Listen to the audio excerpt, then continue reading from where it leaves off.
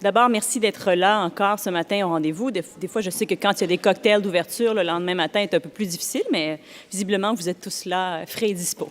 Et tant mieux parce qu'on va commencer avec une session assez chargée, comme vous pouvez le voir sur la scène. On a 90 minutes pour parler d'un sujet très intéressant. Alors, pour les nouveaux participants qui viennent d'arriver, je ne réexpliquerai pas tout le déroulement, mais juste m'assurer que, comme les conférenciers peuvent faire leur présentation en français ou en anglais, il y a des écouteurs qui sont disponibles avec une traduction simultanée. Donc, si vous n'avez pas encore vos écouteurs, vous pouvez aller les chercher à l'entrée de la salle. Donc, nous sommes à la 5e session de ce colloque et elle porte sur les outils statistiques appropriés à la mesure des produits culturels dans une perspective nationale.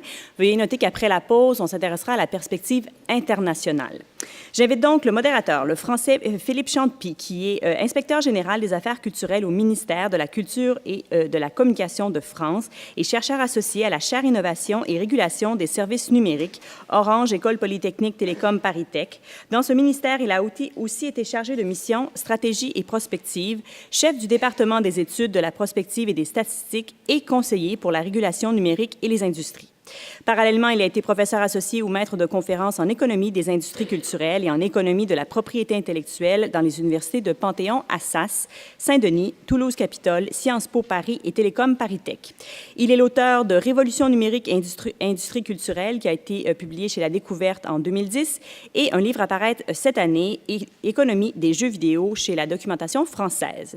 Alors, M. Chantepie va prendre quelques minutes pour présenter sa propre perspective sur ce thème et ensuite il occupera son rôle de modérateur. Je vais essayer, bonjour à tous, je vais essayer de prendre très peu de temps sur celui qu'auront les intervenants. Juste deux mots sur le département des études, de la prospective et des statistiques dont j'étais le chef il y a quelques années et indiquer comment on a pu organiser le travail sur les statistiques culturelles puisque ce service est né en 1960. C'est un des premiers services d'études qui est rattaché au ministère de la Culture, spécialisé dans la question des statistiques culturelles et qui a été, de ce point de vue-là, assez novateur, puisque dans les années 60-70, il a créé les premières enquêtes, notamment sur les pratiques culturelles, mais aussi sur l'analyse économique du secteur culturel.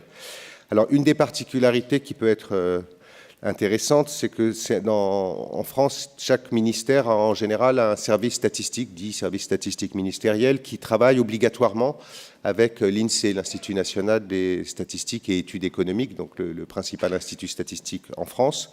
Et les services statistiques ministériels, notamment celui de la culture, nous avons accès à toutes les données et à des traitements qui sont réalisés par l'INSEE ou par nous, de l'ensemble des données nationales. Alors c'est très utile pour l'emploi culturel, par exemple, pour l'économie de la culture.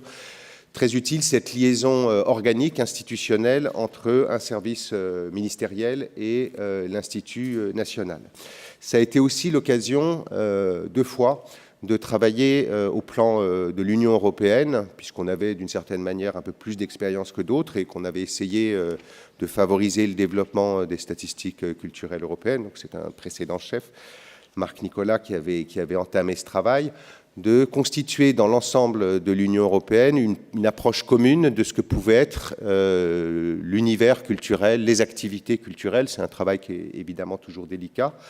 Et donc, on avait réalisé un premier framework en 2000 qui était commun à l'ensemble des pays européens pour pouvoir avoir des données comparables, d'une part, et qu'on puisse les avoir dans le temps, donc régulièrement actualiser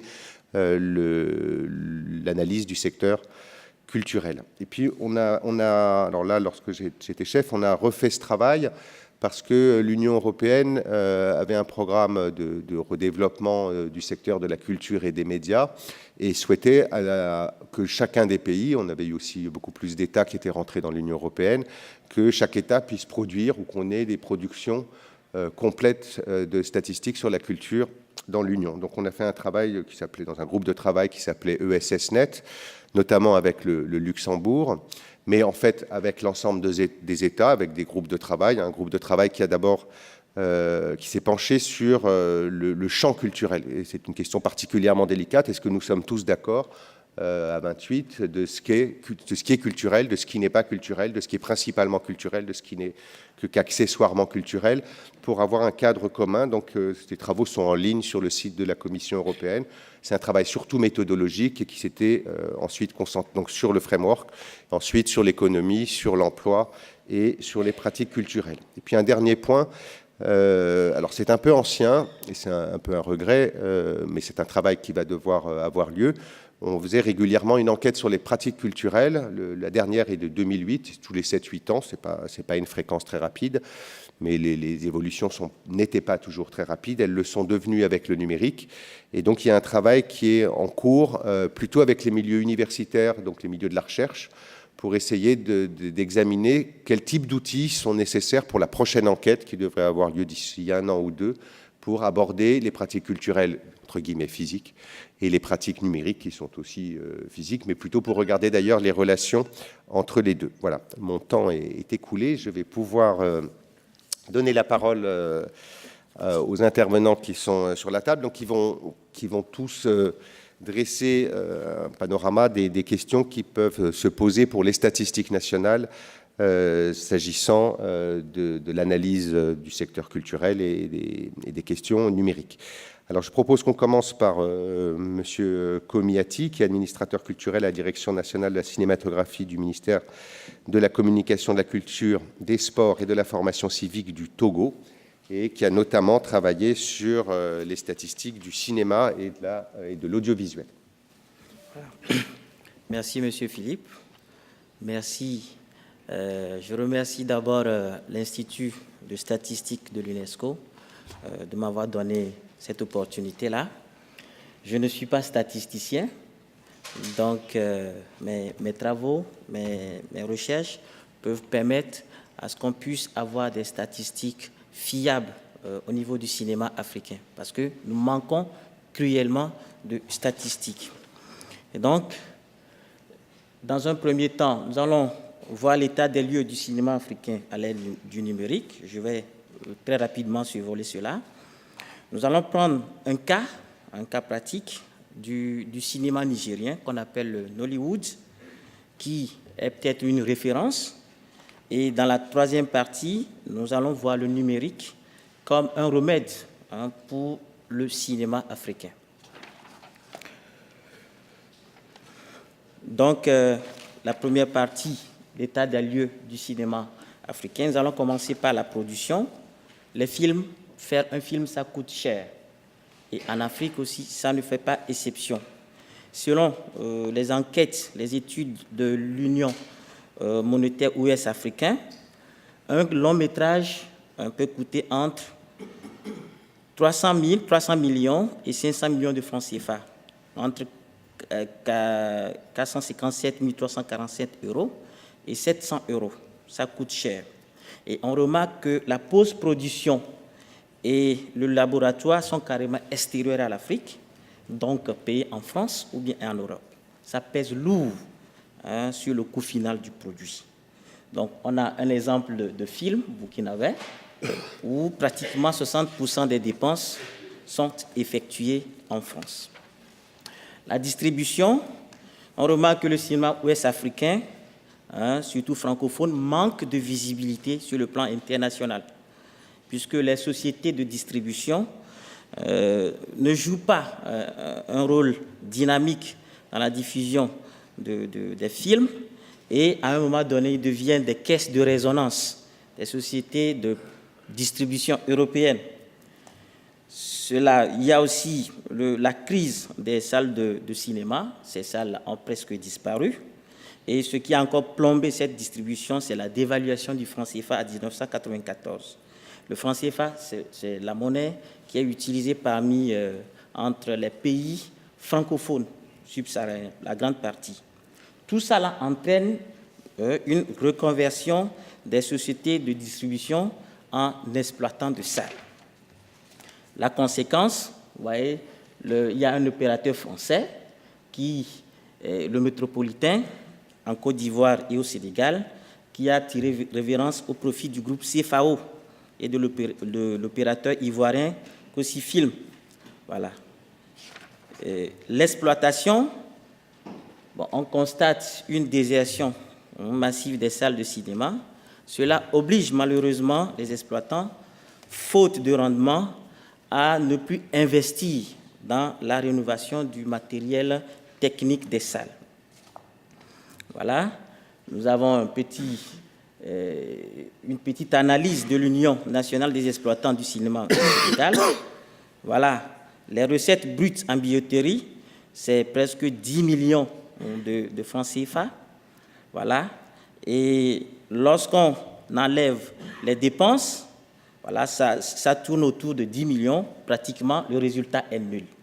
Voilà, ça montre que lorsque vous êtes exploitant, à un moment donné, vous risquez de faire faillite. Au niveau de la diffusion a aussi des problèmes. Le premier problème, c'est la disparition des salles de cinéma. Voilà. Les films sont rarement vus par le public africain, car ces salles-là, je l'ai dit, ça disparaît. C'est presque disparu.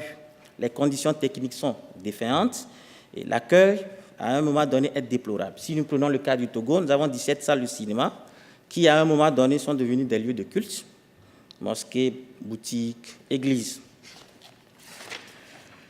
Voilà, nous avons aussi un exemple, excusez-moi,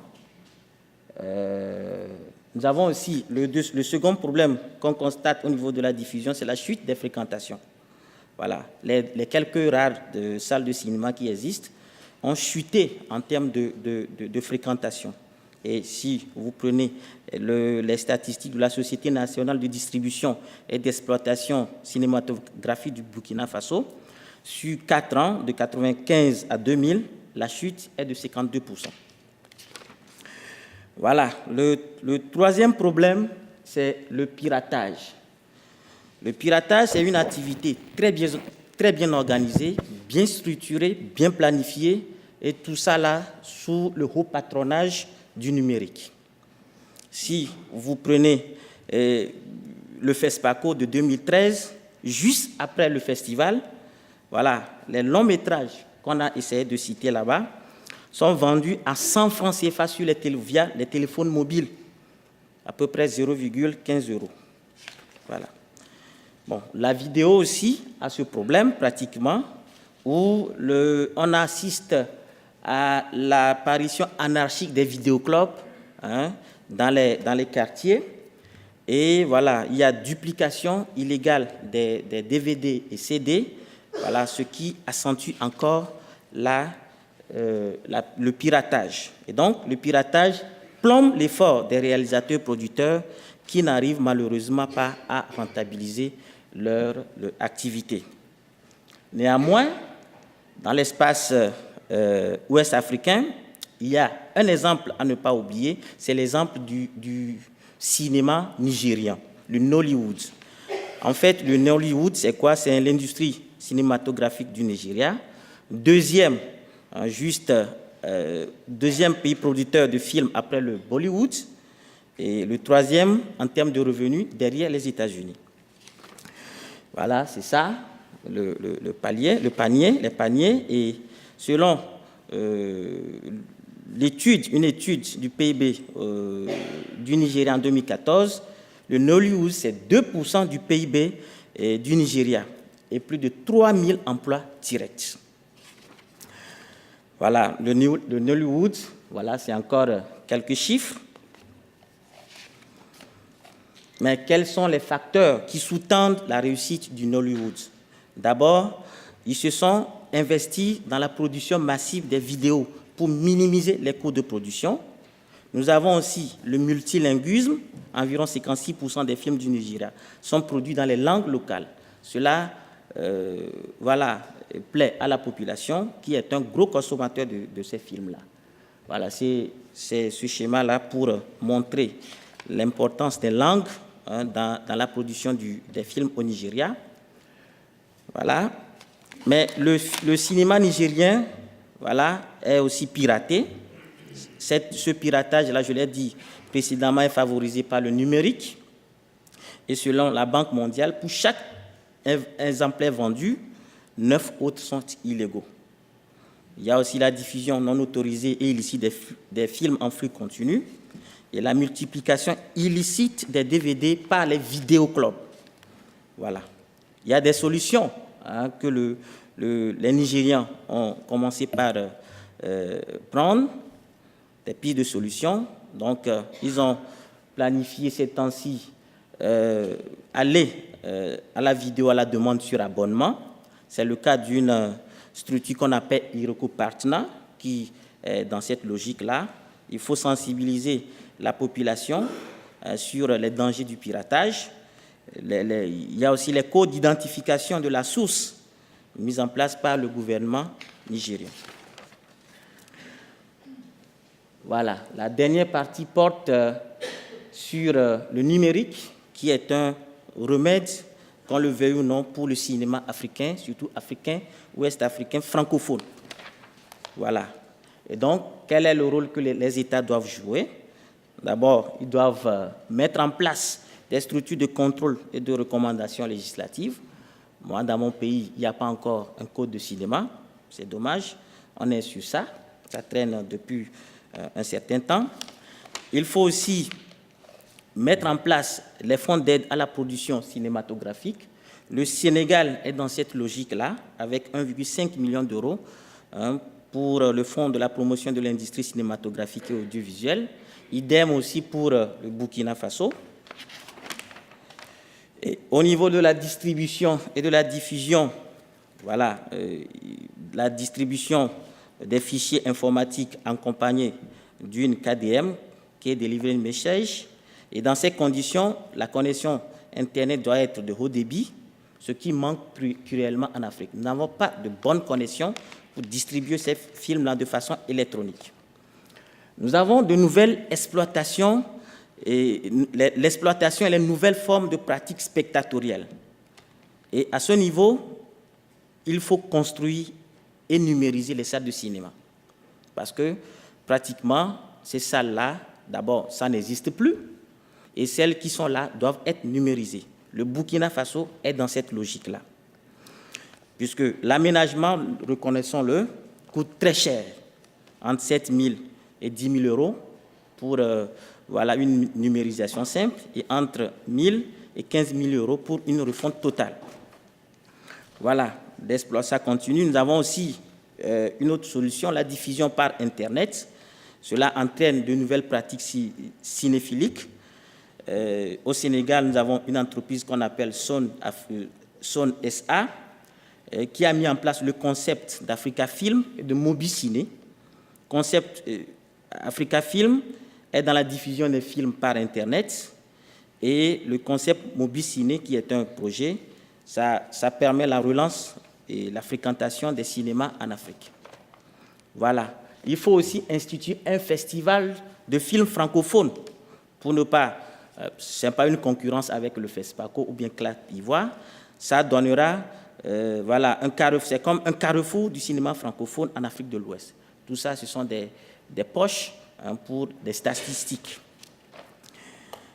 Enfin, il faut promouvoir le cinéma ambulant. D'autres l'appellent le cinéma itinérant. Et le cinéma itinérant, c'est le film. Ce sont les films qui sont transportés vers les populations qui en ont besoin. Voilà. Et donc, ça permet aux populations de commencer à s'habituer aux projections publiques. Parce qu'en Afrique, les gens ne sont pas habitués aux projections publiques. Et donc, avec le cinéma itinérant, ça prépare les gens. On espère que les salles de cinéma vont rouvrir bientôt. Et donc, on peut citer un exemple de cinéma ambulant. Nous avons le CNA, le cinéma numérique ambulant, et Mobiciné, qui est au Sénégal et au Mali. Voilà, le cinéma numérique ambulant, c'est 15 unités mobiles de projection de films qui sont au Bénin, au Burkina Faso, au Togo, au Cameroun, en France. Et ils projettent des films en milieu rural et dans les quartiers populaires des zones urbaines. Voilà, nous avons, ça ce sont les détails sur le Sénat. Nous avons aussi le projet Mobiciné à l'école qui a pour objectif de faire découvrir le cinéma aux jeunes tout en créant des emplois et en renforçant les producteurs de films. Voilà, c'est un concept, c'est un projet qui a été lancé en 2011 et ça continue. Et ça permet aux élèves, voilà, vous savez, à l'école, en Afrique, la culture a du mal à rentrer. Et donc, on a pensé qu'avec ce concept, ou bien avec ce programme Obiciné, la culture va enfin commencer par pénétrer les établissements scolaires. Voilà. Donc, le numérique, c'est un passage obligé pour le cinéma africain, qu'on le veuille ou non. Nous pensons que notre réflexion aujourd'hui va commencer par remuer les consciences de nos dirigeants africains à s'investir beaucoup dans le numérique. Voilà, je vous remercie. Merci beaucoup.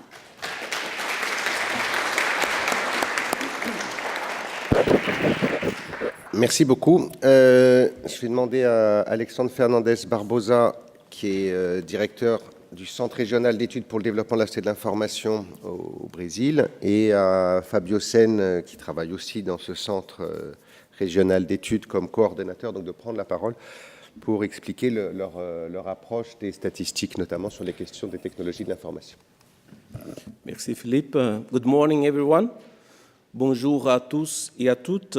C'est toujours un grand plaisir pour moi de revenir à HEC Montréal. Je conserve d'ailleurs des excellents souvenirs du temps que j'ai passé ici comme étudiant en 2006 et 2007. Alors, c'est vraiment un plaisir d'être ici avec vous. J'aimerais également remercier les organisateurs de m'avoir invité pour donner une présentation dans le cadre de ce colloque très pertinent pour les politiques dans le domaine culturel. Je vais partager cette présentation avec mon collègue M. Séné, qui coordonne un projet sur des indicateurs pour mesurer l'utilisation de contenus numériques médiés par les TIC. Comme nous l'avons vu hier, le fait que la culture est si vaste, elle est difficile à mesurer. Nous allons partager avec vous un nouveau projet que nous avons au CETIC pour voir comment les citoyens brésiliens ont accès à la culture et utilisent la culture sur le web. Nous allons également montrer comment nous offrons du contenu numérique aux Brésiliens. Je vais commencer en vous demandant quelle est l'importance de mesurer l'accès de l'utilisation de contenu numérique culturel dans cette ère numérique. Je vais utiliser deux mesures internationales. Le premier est le sommet mondial sur la société d'information. Je vais aussi utiliser l'agenda, les objectifs du développement durable approuvés par les Nations Unies. Nous avons 17 objectifs et des cibles liées à l'éducation et à la culture. Pour discuter du contenu numérique sur le web et le mesurer, nous devons comprendre l'offre et la demande. Nous avons des indicateurs très précis qui permettent aux décideurs politiques de comprendre la consommation de contenu numérique et aussi du côté de l'offre, la disponibilité de contenu culturel numérique comme des musées, des archives, des bibliothèques, des films, et ainsi de suite. La mesure importe pour plusieurs acteurs pour diverses raisons. Nous voulons savoir comment nous pouvons arrimer les priorités politiques avec les priorités de mesure. Au Brésil, c'est appuyé par le ministère de la Culture, par l'UNESCO et d'autres parties prenantes de la société civile, des universitaires.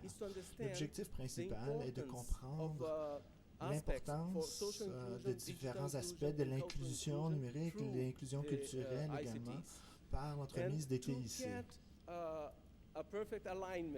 Pour avoir un arrimage parfait entre les priorités de mesure et les priorités politiques, il est nécessaire de produire des données fiables, des statistiques fiables, qui sont des politiques pertinentes, qui tombent au moment opportun pour informer la prise de décision.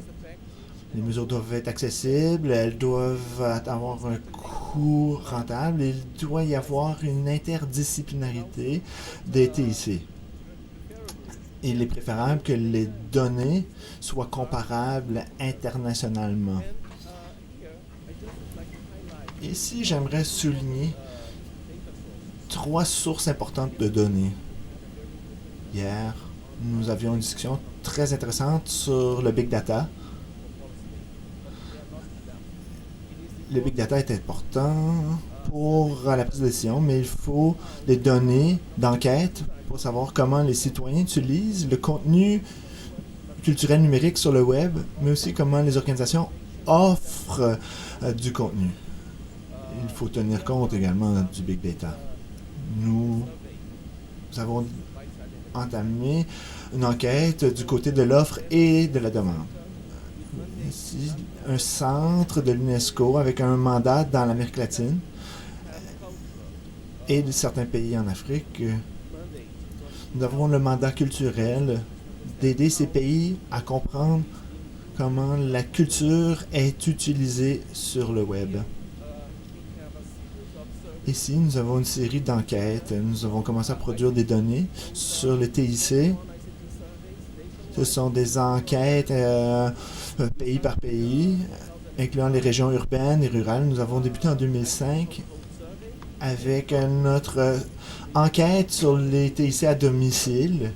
Vous ne le verrez peut-être pas ici, mais voici le projet le plus récent que nous avons.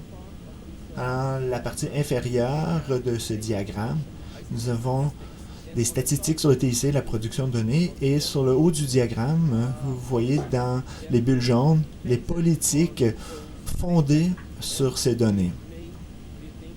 Vous allez peut-être croire que nous produisons plus de données que les décideurs politiques peuvent utiliser dans le processus décisionnel. C'est un défi de familiariser les décideurs politiques dans les données de TIC.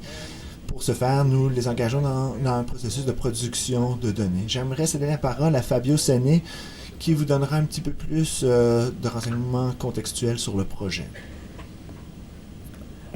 Thank you, Alexandre. Bonjour. Merci, Alexandre. Good morning. Bonjour. J'aimerais remercier les organisateurs de m'avoir invité pour donner ma présentation. J'aimerais partager avec vous mes efforts les plus récents pour produire des données sur les produits culturels numériques. Les enquêtes sur les TIC dans les ménages nous ont donné une bonne idée de la pénétration de l'utilisation des TIC. Nous avons 2 enquêtes menées dans les TIC à domicile depuis 2005. Premièrement, la publication que vous pouvez en haut de la diapositive. Et nous avons aussi une enquête sur les enfants et leur utilisation du contenu sur Internet. Le projet Global Kids Online, qui mesure la pénétration et la conception de l'Internet dans le groupe d'âge de 9 à 18 ans.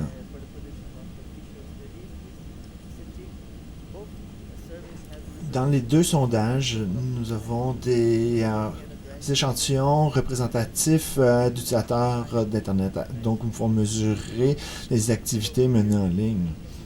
Ici, vous avez des données tirées de l'enquête sur les TIC dans les ménages. Nous démontrons l'augmentation des utilisateurs d'Internet au Brésil et l'accélération de l'utilisation des appareils mobiles pour accéder à l'Internet. Nous avons 94,2 millions d'utilisateurs d'Internet au Brésil. Et nous avons un scénario très changeant avec la croissance accélérée de l'utilisation du mobile pour accéder à Internet. Il est important ici de souligner le profil des utilisateurs d'Internet. Les données désagrégées montrent que plus d'utilisateurs Internet sont présents chez les jeunes et chez les enfants, ce qu'on peut constater ici. On peut voir les inégalités entre les différents statuts socio-économiques. La différence socio-économique et l'accès à Internet. avons aussi constaté parmi les utilisateurs, les activités dépendent de l'âge. Les jeunes comptent parmi les plus grands utilisateurs d'Internet. Ici, nous avons sélectionné 3 des activités principales que nous mesurons dans cette enquête. Écouter des vidéos, écouter de la musique et partager du contenu autoproduit. Nous pouvons constater l'importante participation des jeunes dans ces activités liées aux produits culturels numériques. J'aimerais terminer en partageant de l'information sur les TIC dans les projets d'enquête sur la culture. Étant donné la complexité de la production de données sur la culture, nous avons décidé de commencer à mettre en œuvre une méthodologie qualitative afin de comprendre les facteurs qui influencent la consommation de produits culturels numériques. Ensuite, nous avons conçu des enquêtes quantitatives sur l'offre et la demande de services culturels numériques. Le CETIC veut utiliser le big data et l'analytique pour produire des statistiques plus globales et informer les décideurs politiques. J'aimerais mentionner l'importance des méthodes interdisciplinaires. Ces processus doivent engager différentes parties prenantes au niveau national. Voici comment fonctionne notre processus principal. Nous avons un groupe d'experts qui participent activement dans la phase de planification et dans l'analyse de données de nos enquêtes. Ici, dans la phase de planification et dans l'analyse de données, nous rassemblons ce groupe d'experts qui nous aide à définir la méthodologie de l'enquête. En ce qui a trait à l'évaluation de la consommation de la culture numérique, nous avons une approche qualitative qui a été élaborée par 24 groupes de discussion dans les diverses régions. Nous avons différents groupes d'âge, différents niveaux de scolarité et différents statuts socio-économiques. En 2017, nous allons avoir un module sur les TIC à domicile. Et nous allons améliorer cette enquête afin d'avoir des données quantitatives sur l'utilisation par les individus. Un autre objectif important de ce projet est de fournir de l'information sur le côté de l'offre. En 2016, nous prévoyons mettre sur pied une enquête sur l'utilisation des TIC par les organisations culturelles. Une initiative mise de l'avant par l'UNESCO. L'objectif est de comprendre comment le matériel culturel emploie les TIC pour la numérisation du patrimoine culturel. Cette enquête aura 2 volets. Un volet sur la consommation de la culture et l'autre volet sur la façon dont les organisations utilisent les TIC pour réaliser leur mission.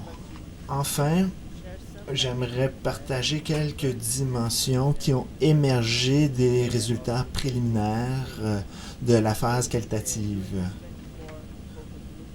Dans le cadre des 24 groupes de discussion dans les différentes régions du Brésil, nous avons constaté que l'Internet joue un rôle clé pour donner accès aux produits culturels et aux services culturels.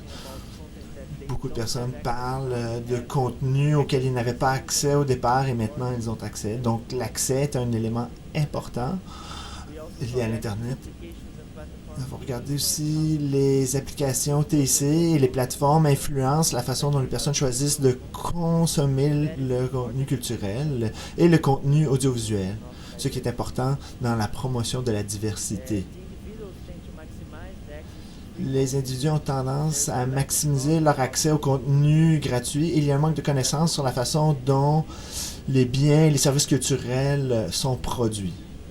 C'est un enjeu politique que nous devrons mieux saisir pour comprendre les aspects économiques de la culture. Et en ce qui a trait à la création de contenu et l'aspect plus symbolique de la culture, l'Internet n'est pas perçu comme un espace de production, de création de biens culturels. Il y a un manque de connaissances sur les enjeux liés aux droits d'auteur au Brésil et comment composer avec ces enjeux à l'ère numérique.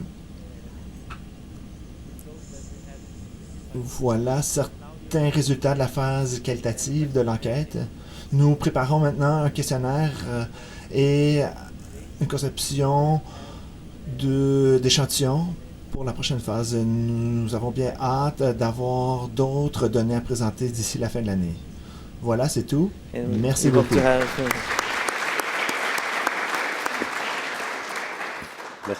Merci pour votre présentation. On propose d'accueillir maintenant Madame Lucie Chung, qui est chef de section des services aux propriétés, de publicité, des loisirs et des industries de la culture à la division du commerce de détail et des industries du Service statistique Canada, et ses collègues Demi Kotsovos et Marc Ourbach. Comme vous voulez, l'ordre. 4 fois 3 minutes. Bonjour tout le monde et merci Philippe. Merci aux organisateurs de nous avoir invités de donner notre présentation et merci d'être venus nous écouter, surtout à 1h si tôt le matin. Nous allons parler de la façon dont nous mesurons les produits culturels numériques à Statistique Canada. Le sujet est très intéressant. Il influence différents domaines de notre agence. Nous avons donc dû travailler ensemble en partenariat. Je travaille avec le compte satellite culturel, Marc dans le recouvrement des coûts qui fait l'offre et Lucie travaille au compte économique.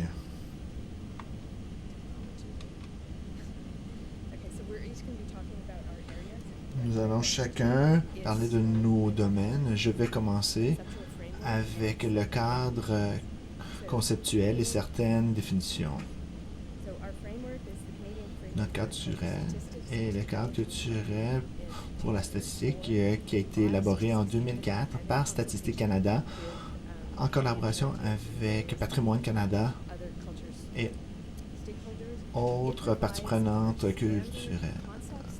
Cela comprend nos définitions, nos conceptualisations, afin d'avoir des statistiques culturelles qui font le consensus. Ceci a été mis à jour en 2011 afin de s'arrimer avec l'UNESCO. Nous avons arrimé nos définitions et nos structures d'industrie afin d'avoir des données comparables internationalement. En tant qu'économistes et statisticiens, nous voulons des définitions afin de pouvoir mesurer différentes réalités. Voici la version brève de la définition culturelle. C'est l'activité artistique et créative et les biens, les services produits par cette activité et la préservation du patrimoine. Les produits culturels, c'est un bien ou un service qui résulte des activités artistiques et créatives. Nous avons tant les éléments physiques et numériques. La façon dont nous mesurons les produits numériques et culturels. Nous avons notre cadre de travail de mesure culturelle. Au centre, nous voyons comment les données circulent à Statistique Canada. Au centre, nous avons les comptes macroéconomiques canadiens. Nous avons des données de sondage et des données d'enquête. Pensez à toutes les transactions dans l'économie canadienne. Nous rassemblons toutes les sources, elles sont intégrées et nous faisons une réconciliation.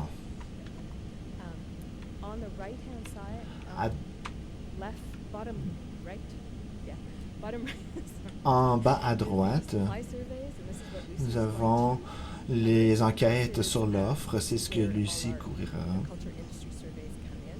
C'est où rentrent en jeu les enquêtes sur les industries culturelles. Je suis en haut avec le compte satellite. Nous mesurons l'importance économique de la culture dans l'économie canadienne. Nous analysons les transactions économiques et nous mesurons la valeur de la culture dans ceci.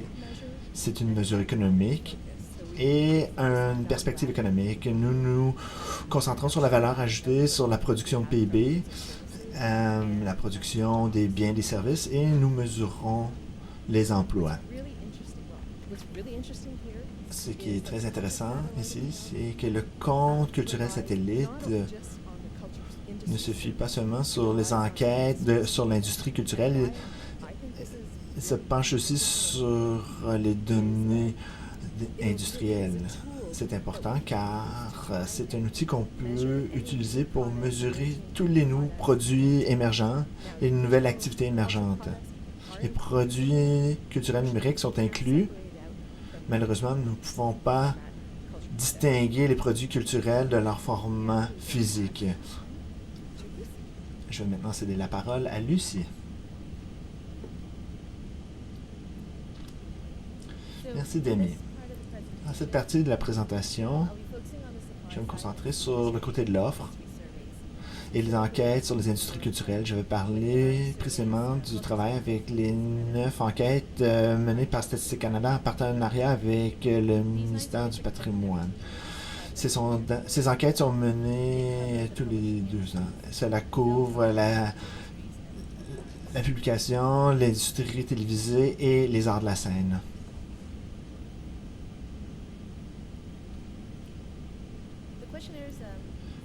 Les questionnaires de ces enquêtes sont disponibles en ligne à Statistique Canada. Vous verrez que nous recueillons les revenus et les dépenses, en plus d'avoir une section sur les caractéristiques dans laquelle nous demandons aux répondants de donner l'information sur leur industrie. C'est là que nous recueillons de l'information sur les produits culturels numériques. J'ai entendu des présentations sur différentes pratiques et nous avons une annexe pour donner une liste complète. Nous demandons aux entreprises de production de musique et d'enregistrement de musique de faire des rapports sur les différentes productions enregistrées dans les différents formats. Ces questions sont relativement nouvelles, qui ont été ajoutées par les sondages les plus récents de 2013 et 2014. En développant ces questions et en analysant ces questions, nous avons constaté des défis avec la mesure des produits numériques culturels. Un de ces défis est lié au système de classification. À base, pour avoir des mesures sur les produits numériques culturels sont les définitions utilisées. Ces définitions doivent permettre la comparaison, mais d'avoir une séparation de produits par type de format. Statistique Canada utilise le système de classification NAICS 2012 pour classifier et catégoriser les produits par leur source de revenus et selon le format du produit. Lorsque le premier système de classification d'Amérique du Nord a été créé en 1997, les produits numériques commençaient uniquement. Les produits pour Internet étaient considérés distincts. Les deux systèmes de classification qui capturaient ces activités en ligne pour les entreprises qui créaient des produits culturels et des services culturels en ligne, NAIC 51821 sur l'hébergement des services et 593 qui est la publication Internet et des portails de recherche. Très peu d'entreprises tombaient dans ces classifications à l'époque, avec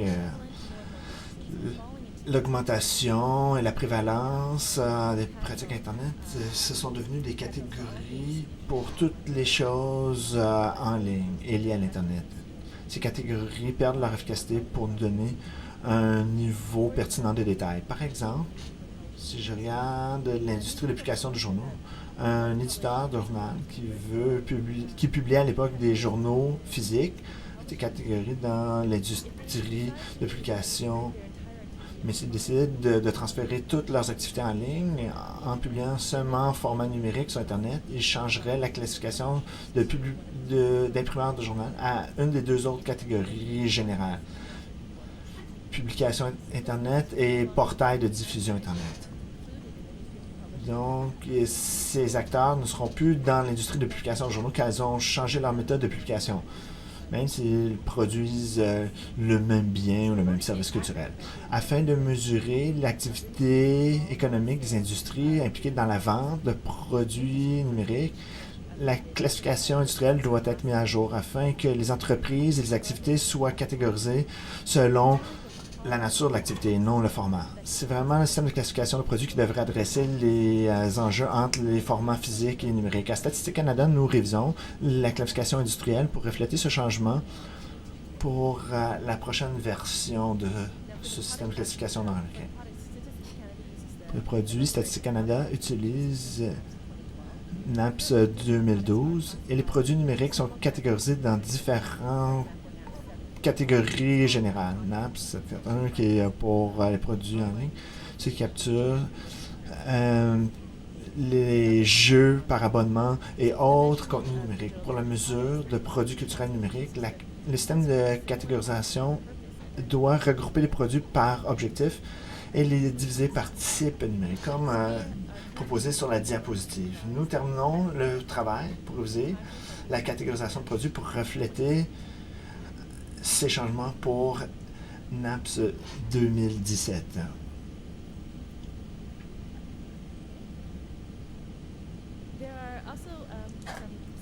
Il y a différentes conceptualisations que je ne pourrais pas partager ici car je n'ai pas assez de temps. Je veux laisser suffisamment de temps pour Marc.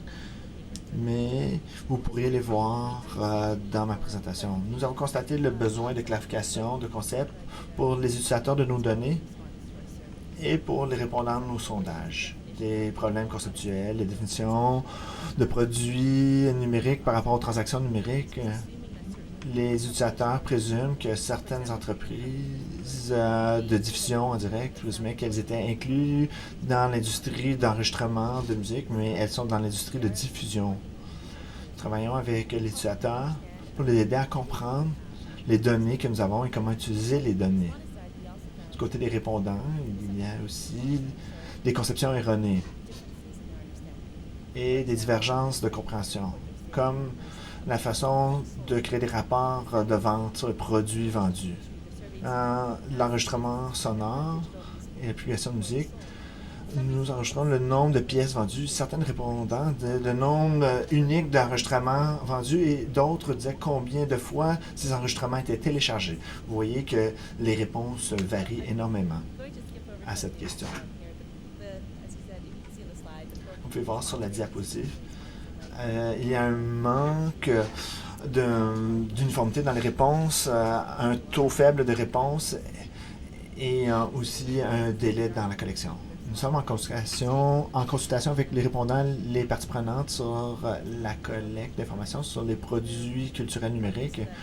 Nous travaillons afin de mettre à jour nos questionnaires pour refléter les besoins informationnels des parties prenantes. Nous voulons aussi que l'industrie puisse réagir en fonction de nos statistiques sur les produits culturels numériques.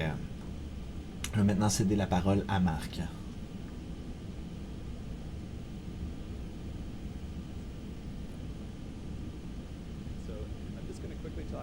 Je vais parler brièvement des différents outils d'enquête pour l'offre et la demande pour comprendre la consommation de produits culturels numériques.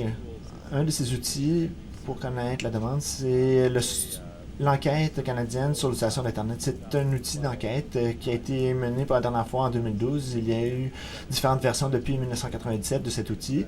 Nous avons des données historiques assez intéressantes. Nous avons des concepts et des définitions comparables internationalement. Puisque ce questionnaire est conçu sur une base de recouvrement de coûts, nous regardons les différents besoins de politique et nous révisons le contenu aux besoins. Il y a des défis avec cette collecte de données, mais elle donne un contexte valable et la compréhension de tendances changeantes et comment la façon dont les Canadiens consomment les produits culturels numériques. Certains des défis que j'ai soulignés, les technologies changeantes, entre autres, nous devons mettre à jour les questionnaires afin de capturer des concepts que les personnes comprennent et connaître les enjeux qui sont importants pour les décideurs politiques et les Canadiens. Et il y a aussi l'enjeu lié au rappel de répondants. Lorsque nous demandons aux répondants de retourner 1 an en arrière, c'est difficile pour certains répondants de nous donner une mesure précise par rapport à leur consommation de produits culturels numériques en termes de coûts et de temps. Juste pour vous donner une idée des données qui découlent de cette enquête, il y a donc certains produits culturels consommés en ligne. Ici, c'est divisé par catégorie d'âge, mais nous pouvons aussi diviser par d'autres caractéristiques socio-économiques par type de ménage, par revenu de ménage, et ainsi de suite. Pour répondre aux lacunes de données, nous allons créer des priorités. Nous avons refondu le format d'enquête pour le ménage. Il y a des formats comme les balados de diffusion qui n'existaient pas lorsque nous avons créé le sondage en 2010. Et finalement, le cadre de mesure de l'économie numérique, c'est un projet en cours à CC Canada pour mesurer l'état actuel de l'économie numérique afin d'écrire des balises autour de ce que nous mesurons dans l'économie culturelle. Les statistiques jouent un rôle important à ce chapitre. Merci.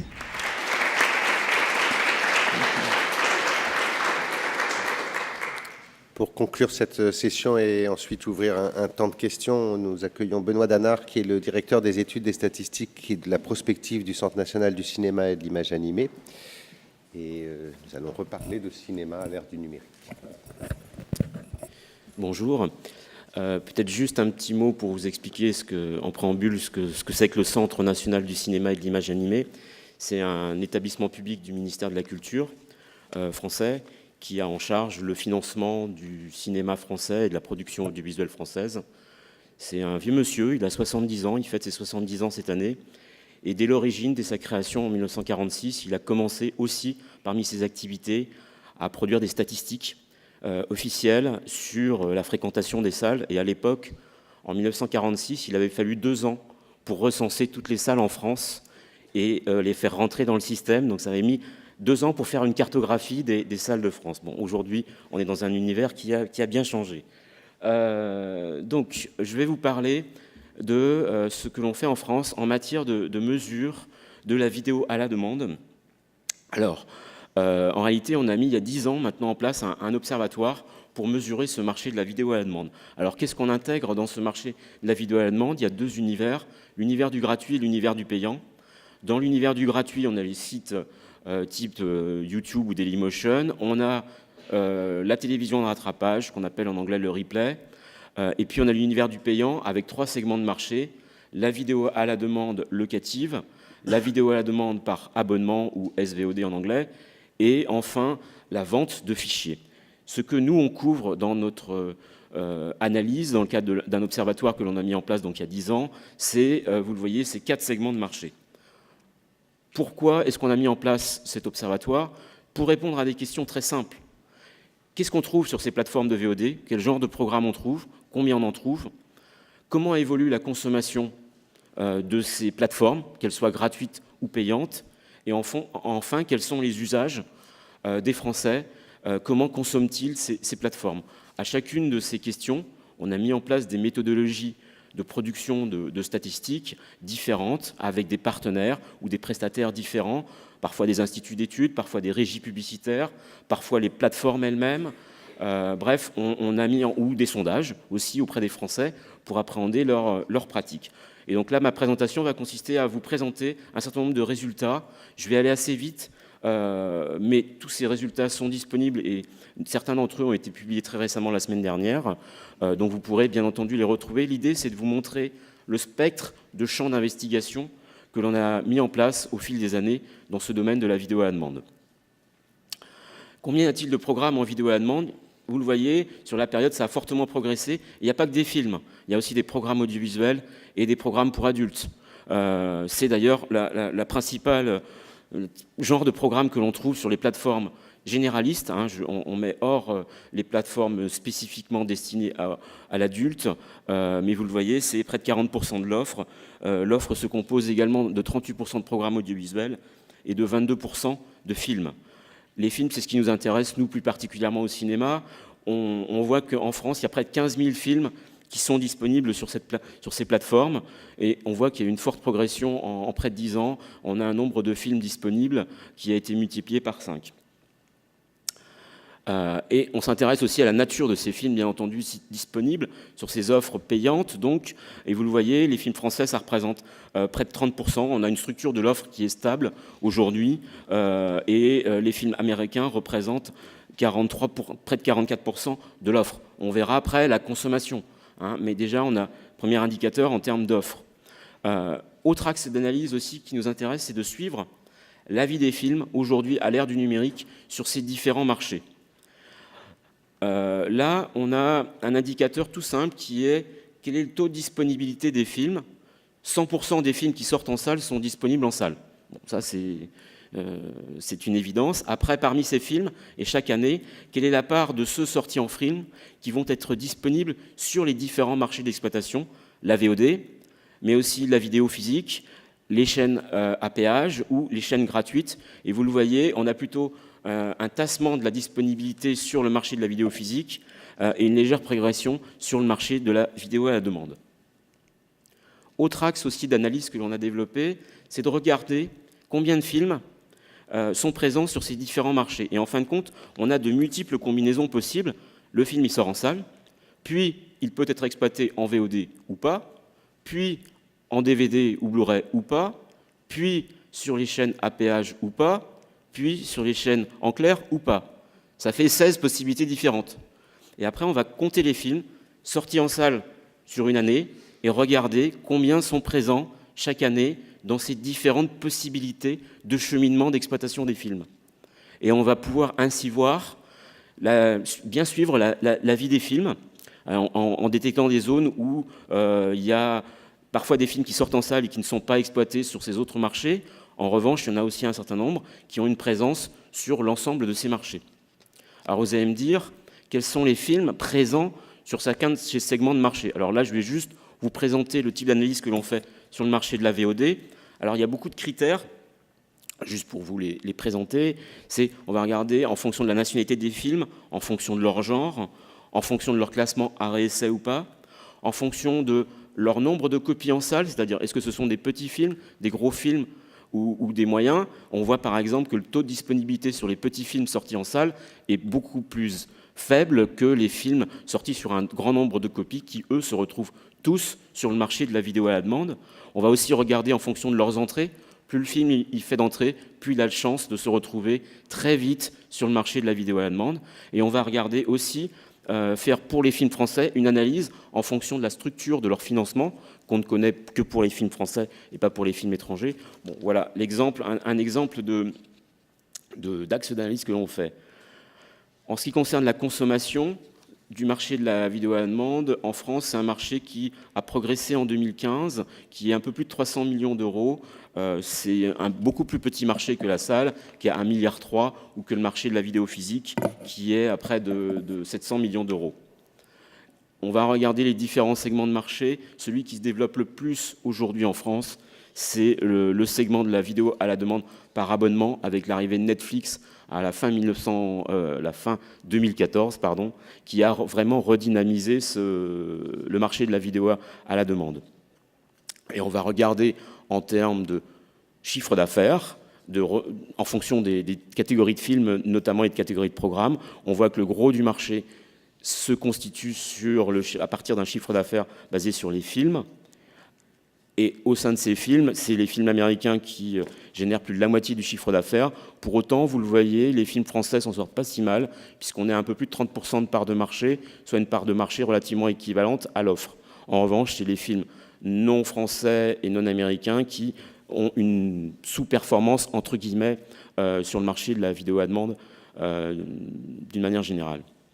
On regarde également le chiffre d'affaires des programmes audiovisuels, et notamment le principal segment de marché, c'est la fiction. En France, vous le voyez, c'est près de 50% du marché de la vidéo à la demande pour les programmes audiovisuels. Les usages, quels sont les usages? C'est-à-dire, est-ce que c'est très courant ou pas de consommer de la vidéo à la demande? Est-ce que c'est très courant ou pas de consommer de la télévision de rattrapage? Alors la télévision de rattrapage, c'est gratuit, donc on voit un taux de pénétration beaucoup plus élevé. On est à près de 3/4 des Français qui consomment régulièrement cette télévision de rattrapage. En revanche, vous le voyez, c'est un peu plus d'un tiers qui acceptent de payer en vidéo à la demande pour voir des films ou des programmes. Les sondages nous permettent aussi de positionner les différentes plateformes les unes par rapport aux autres. Ce qui est intéressant, c'est, vous le voyez, en rouge, on a mis les plateformes qui ne sont pas installées en France, mais qui évoluent sur le marché français.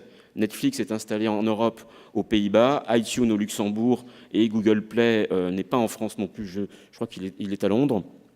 Bref, on voit que ces plateformes américaines, notamment Netflix, en l'espace d'un an et demi, sont devenues la 3e plateforme. Pour autant, les grandes plateformes françaises, Orange ou MyTF1 ou Canal Play, s'en sortent bien et résistent aussi à la concurrence malgré tout.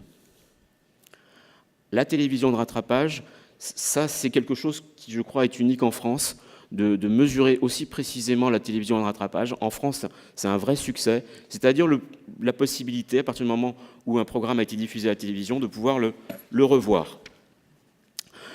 On regarde quelle est la part, on se pose des questions toutes simples, quelle est la part des programmes de télévision disponibles? Et on voit qu'on a un taux de disponibilité très important, près de 90% des programmes proposés par les chaînes en France sont disponibles, pour les chaînes historiques, sont disponibles en télévision de rattrapage.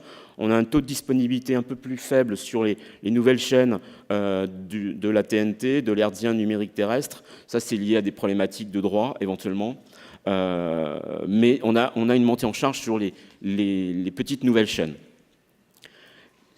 On a une croissance de l'offre. Hein. En France, chaque mois, c'est près de 17 000 heures de programmes qui sont disponibles. Donc, vraiment une offre très, très importante, avec des programmes pas forcément récents. Ça aussi, c'est un axe d'analyse qu'on regarde. C'est quelle a été la date de diffusion du programme, la première date de diffusion du programme, et on voit qu'il y a 64% des programmes proposés en télévision rattrapage qui ont été diffusés il y a plus de 30 jours.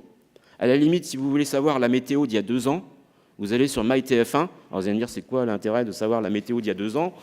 Bon, ou si jamais quelqu'un de votre famille a été interviewé par une chaîne de télévision et que vous voulez retrouver l'extrait, vous pouvez très facilement le retrouver et c'est gratuit. Hein, et puis vous envoyez le lien à toute votre famille. Voilà. Ça, c'est des possibilités que propose la télévision de rattrapage.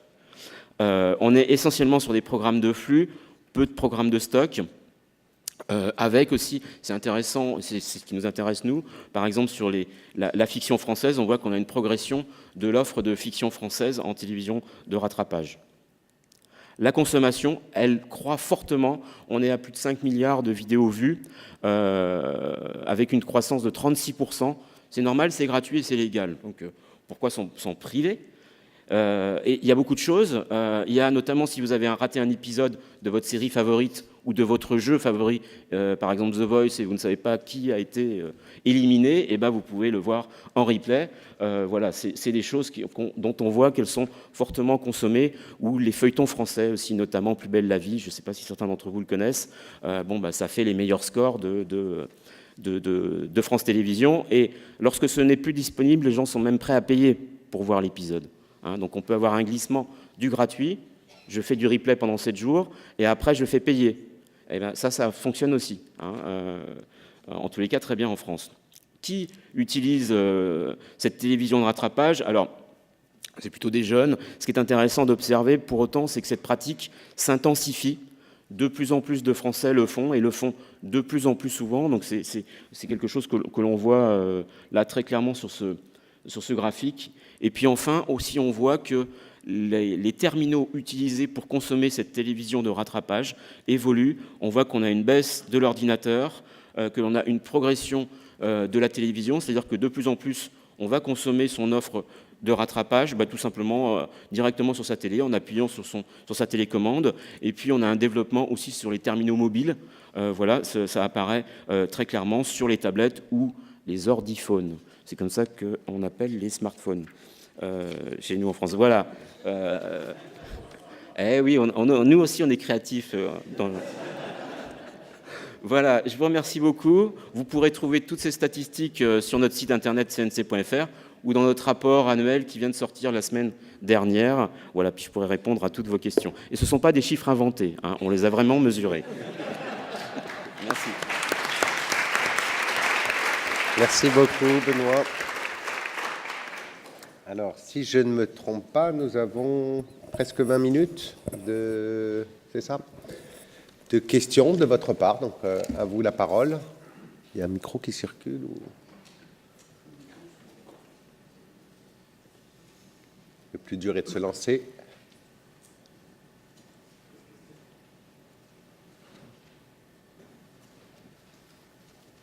Benoît Allaire de l'Observatoire de la culture et des communications. Alors, j'ai 2 questions, en fait. Alors, je pense que c'est possible.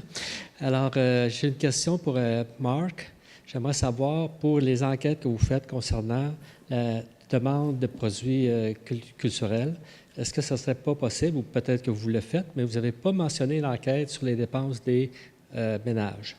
Donc, j'aimerais voir, est-ce que ce serait possible d'intégrer cette enquête-là?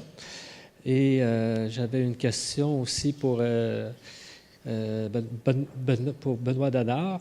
Dans vos graphiques, vous utilisez souvent des sources, donc surtout des données qui proviennent de GFK. Alors, j'aimerais savoir comment vous obtenez ces informations-là. Est-ce que vous avez un partenariat particulier qui vous permet d'obtenir des compilations? Enfin, je voudrais savoir, c'est une question de cuisine, là. On va savoir un peu comment vous fonctionnez. Voilà. Merci. Marc, peut-être? Sure. Thank you, Benoît. Merci, Benoît.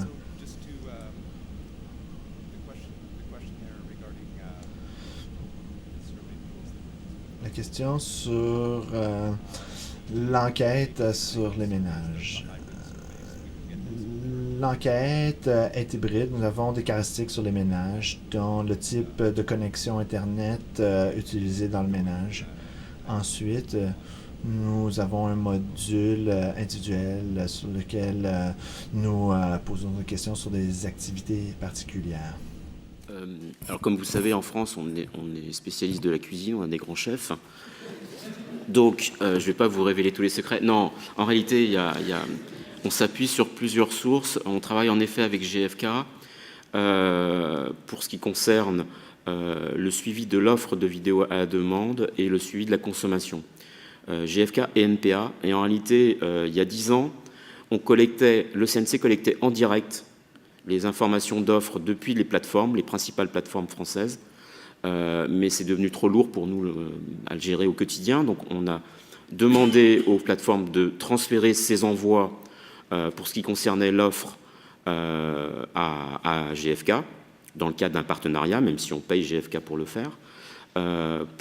Donc, chaque semaine, on va dire, les principales plateformes transmettent des fichiers qui restituent l'intégralité de l'offre. Alors, de l'offre consommée au moins une fois. C'est pour ça qu'on parle de programme actif.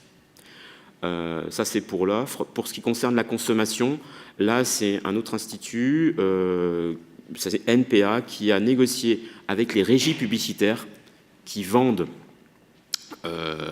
aussi des espaces publicitaires et qui donc transmettent des éléments sur le niveau de consommation. Les plateformes aussi transmettent des niveaux de consommation, alors pas toutes. Il y en a 2 parmi celles que j'ai citées.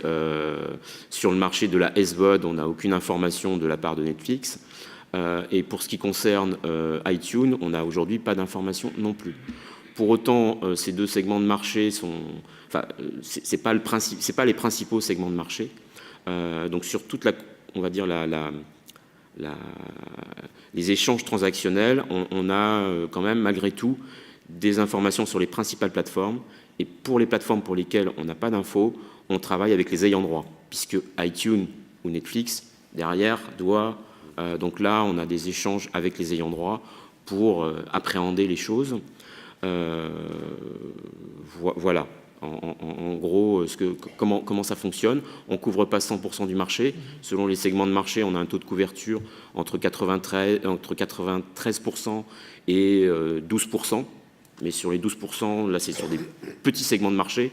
Sur les gros segments de marché, on a un taux de couverture qui nous permet d'avoir une bonne visibilité. Merci beaucoup. Voilà. Merci. Dominique. Donc, Dominique Jutras de l'Observatoire. Je voudrais demander à Fabio et à Alexandre, concernant les études que vous faites, vous avez parlé de 4 conclusions et je me demandais la part des produits nationaux sur le marché brésilien. Est-ce que vous avez regardé cet aspect-là dans votre enquête? Est-ce que c'est quelque chose qui... bon, j'ai compris qu'il y avait une problématique, mais est-ce que vous avez des éléments de données sur cette question des parts de marché?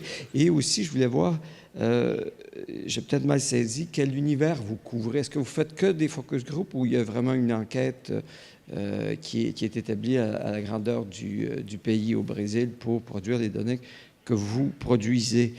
Et éventuellement, je voulais poser aussi à M. Donard la question concernant Netflix. Est-ce que, parce que là, on voit ça et finalement, on voit que Netflix semble être parmi des joueurs importants en France, mais est-ce que si on essaie de résumer tous les tableaux que vous nous avez présentés, est-ce que Netflix joue un rôle important et est-ce que vous sentez que vous allez avoir des bons chiffres par rapport à cet univers de Netflix et ce joueur nouveau sur le territoire français?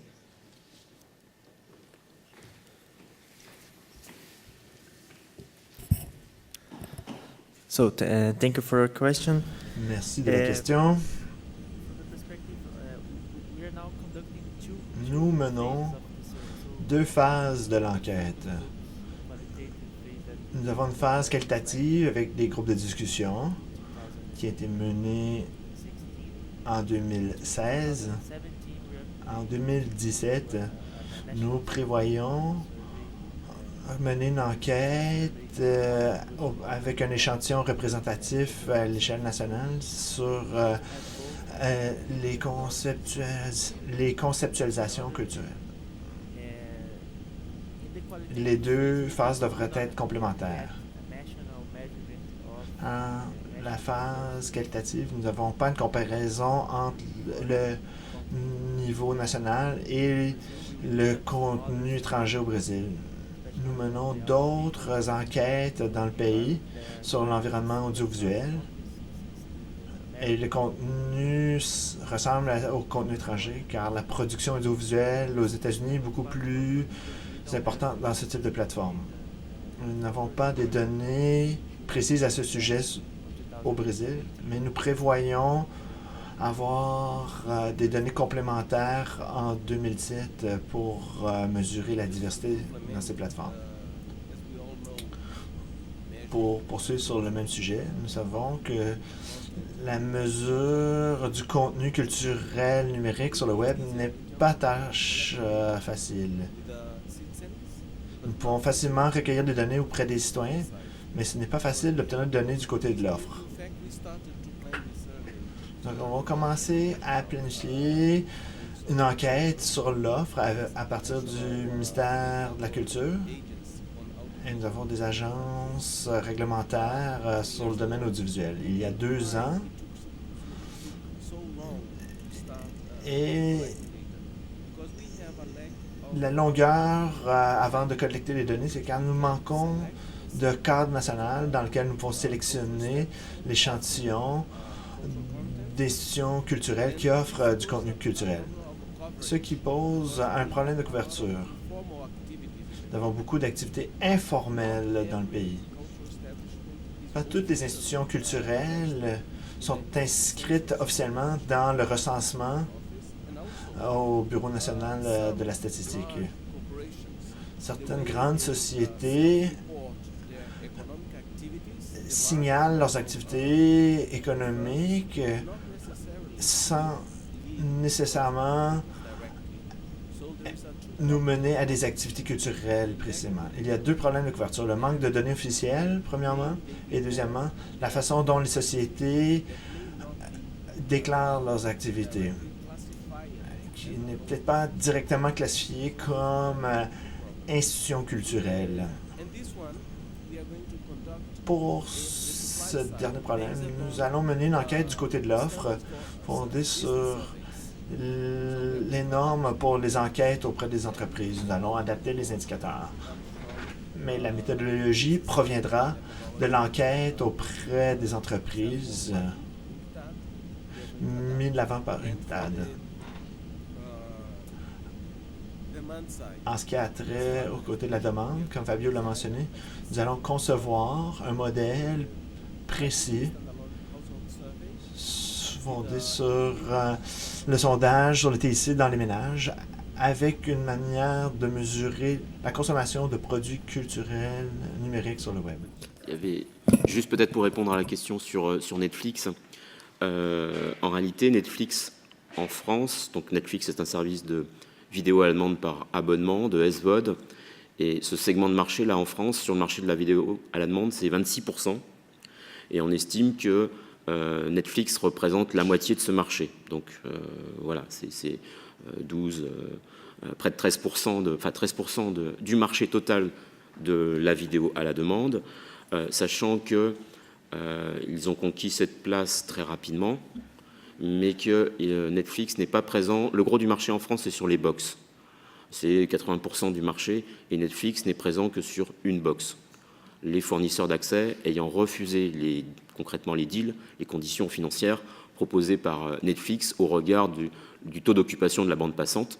Donc là, c'est des deals purement commerciaux, dont on ne connaît pas précisément les tenants et les aboutissants, mais pour autant, ils ne sont pas tombés d'accord. Donc c'est ce que demandait ou ce qui a exigé Netflix ne convenait pas aux opérateurs français sur un plan purement économique. Donc aujourd'hui, ils ont une position dominante sur le marché de la SVOD, mais sur un quart du marché.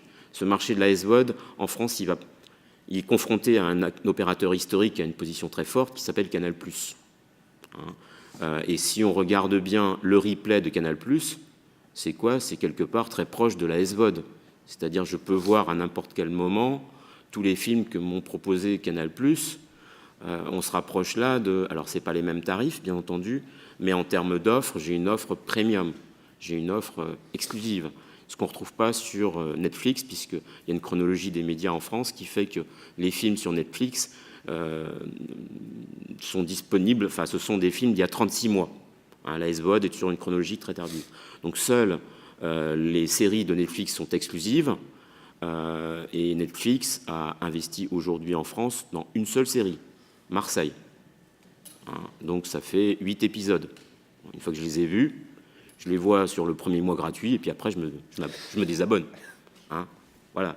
Après, donc, c'est un public attiré par les séries américaines, c'est un public jeune, mais il y a beaucoup de volatilité dans les sondages que je vous ai montrés. Là, c'est une moyenne annuelle, mais c'est assez intéressant de voir qu'au mois le mois, parce que c'est des sondages mensuels que l'on fait, en fonction de l'offre et de la promotion de mise en avant de Netflix, ça tombe, puisque le premier mois est gratuit. Je me désabonne un mois, je me rabonne, je me désabonne, je me rabonne. Je ne sais pas si c'est comme ça, mais vous pouvez être abonné à Netflix 6 mois de l'année gratuitement. Voilà, j'ai rien dit.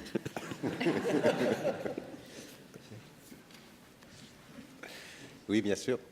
Bonjour, Paul-Éric Mosseret du CSA en Belgique.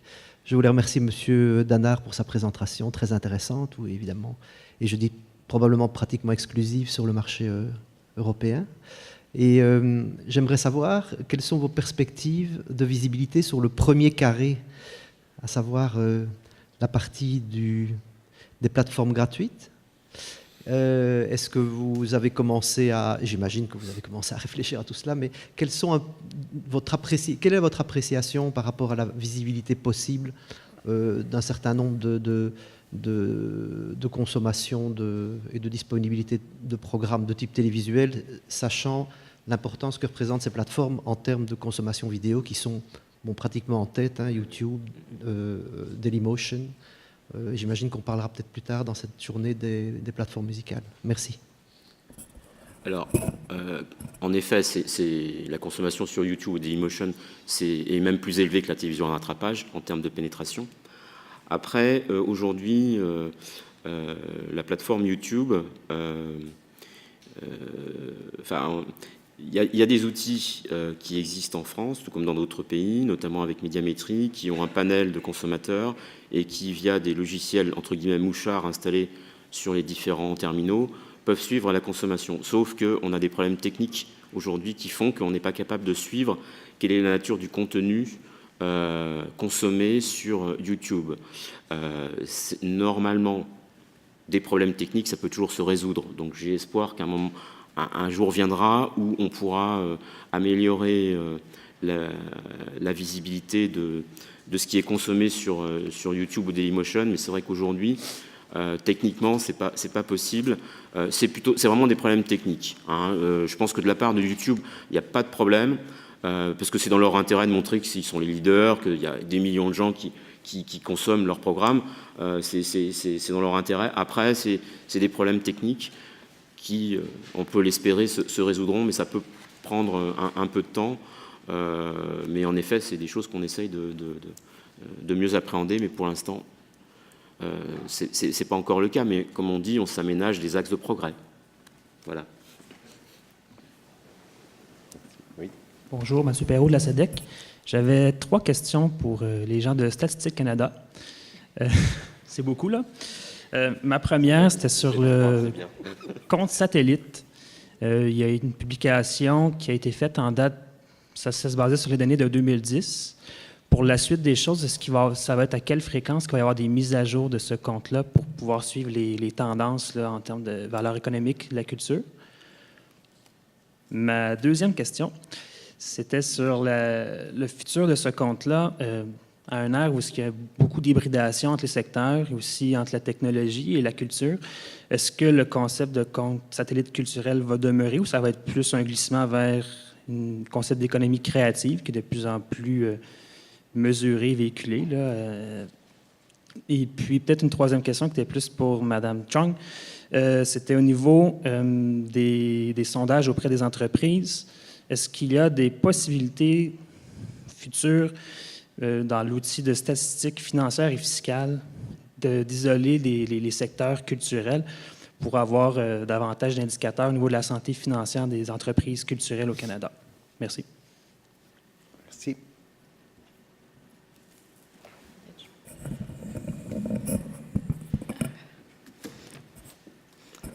OK. C'est vrai, notre premier compte satellite, c'est sur l'année de référence 2010. Cette année, on travaille sur l'année référence 2012 et ça va être diffusé, j'imagine, juin prochain, 2017. Le plan maintenant, c'est de faire un update, une mise à jour chaque 2 ans. Et entre les 2 années, on va publier des indicateurs de la culture. Et de ça, demain, c'est la première fois qu'on sort les Provincial Territorial Culture Indicators de 2010 à 2014. Et c'est 8h30 demain matin. So, tout le monde? Hey, je ne peux pas. De qu'est-ce qu'on va faire avec les industries de creativity? Ça, on ne sait pas certain encore. Il faut vraiment faire cette mise à jour de 2012. Toujours, ça va être discuté avec nos partenaires et vraiment qu'est-ce que l'industrie veut. On veut être relevant. Je m'excuse, hein, ça bouge. On veut demeurer relevant et c'est vraiment où on va aller.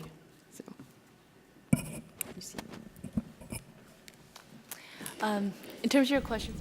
Pour votre question sur le secteur culturel et d'isoler ces données, pour les industries culturelles, nous catégorisons les entreprises au Canada selon l'industrie, selon la classification nord-américaine. Si nous pouvons avoir cette définition d'un système de classification, nous pouvons donner des données plus précises à ce sujet. Si nous voulons aller encore plus en détail pour le système de classification NIPS, on peut aller jusqu'à 6 chiffres. Si nous voulons des informations plus détaillées, il faut augmenter la taille de l'échantillon. Nous travaillons avec la division des normes de Statistique Canada pour réviser la classification industrielle afin de capturer toutes les entreprises qui œuvrent dans les différents secteurs. Lorsque nous sondons une entreprise, elle sera dans un secteur particulier et nous voulons tout saisir, peu importe la méthode de production ou de diffusion. Une ou deux autres questions?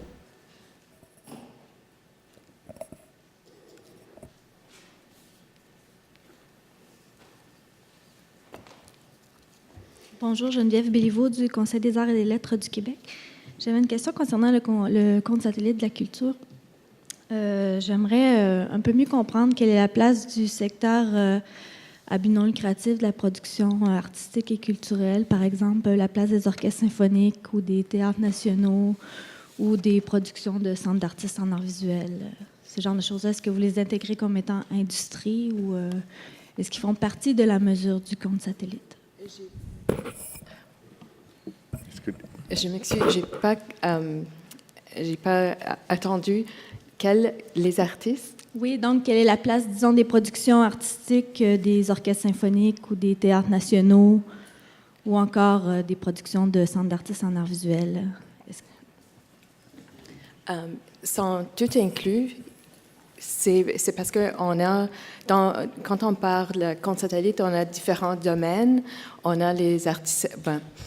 On a 6 grands domaines et après on a nos sous-domaines. On a les audiovisual, ça c'est inclus. On a les artisanats qui est inclus. Ça se peut que les petites artisanats ou les gens qui, je ne sais pas, font des savons dans un petit endroit touristique ou quelque chose, ça se peut. Si ça ne rentre pas dans nos données par les enquêtes ou par les données administratives, ça va être difficile de les trouver. Mais on a essayé d'être certain qu'on capture tout. Je ne sais pas si ça a répondu à ton question.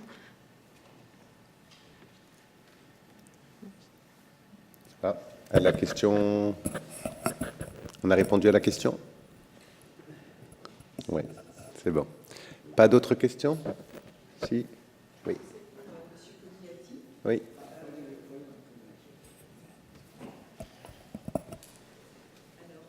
Mon nom est Cyrina Kérim, je travaille pour l'Institut de statistique de l'UNESCO. Lorsque M. Comiati parlait de l'exploitation et des nouvelles formes spectatorielles, il avait parlé en fait d'un montant de 7 000 à 10 000 euros pour les salles, pour l'aménagement des salles. Et je me demandais, est-ce que vous avez déjà regardé un tout petit peu les cinémas de plein air, des cinéparcs, parce que vous avez apparemment un très beau climat, de très belles plages. Alors pourquoi ne pas aller vers cette forme-là qui nécessite peut-être moins de mobilisation financière? Ça marchait très fort aux États-Unis et au Canada durant les années 60, donc pourquoi pas? Bon, je pense que c'est une possibilité pour faire revivre encore le cinéma. Bon, moi, personnellement, je ne connais pas le cinéparc dont vous parlez. Bon, je vais faire les recherches dans ce sens. Et voilà, faire remonter cela à l'échelle pour des expérimentations. Voilà, merci. Merci beaucoup. Pas d'autres questions? Alors, je vous remercie de votre attention. Je remercie les orateurs, surtout.